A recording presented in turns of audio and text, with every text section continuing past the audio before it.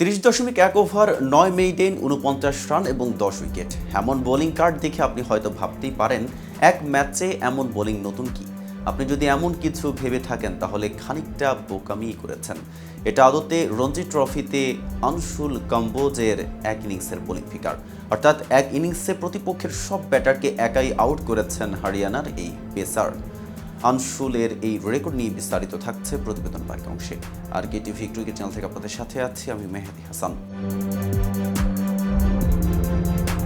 রঞ্জি ট্রফির 2024-25 মৌসুমের পঞ্চম রাউন্ডে চৌধুরী বান্সি লাল স্টেডিয়ামে কেরালার বিপক্ষে খেলেছে হরিয়ানা। আগের দিনে 8 উইকেট তুলে নিয়ে বৃহস্পতিবার বোলিং এসেছিলেন আনশুল।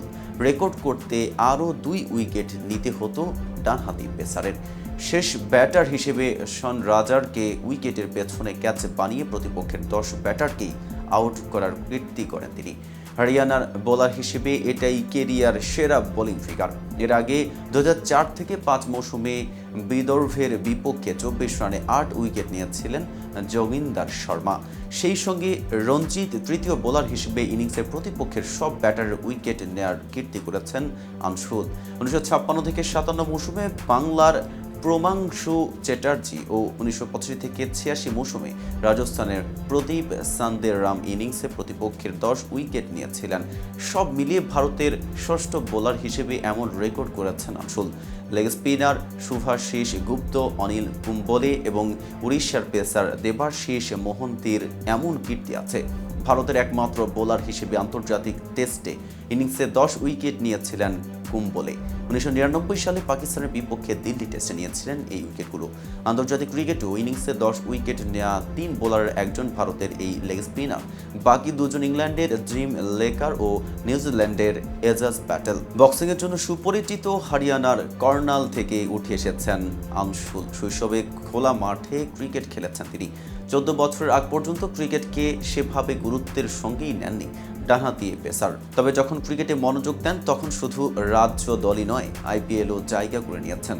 ভারতের অনূর্ধ্ব 19 দলে সুযোগ না পেলেও মুম্বাই ইন্ডিয়ান্সের জার্সিতে দুনিয়ার সবচেয়ে জনপ্রিয় ফ্র্যাঞ্চাইজি টুর্নামেন্টে খেলেছেন আনশুল।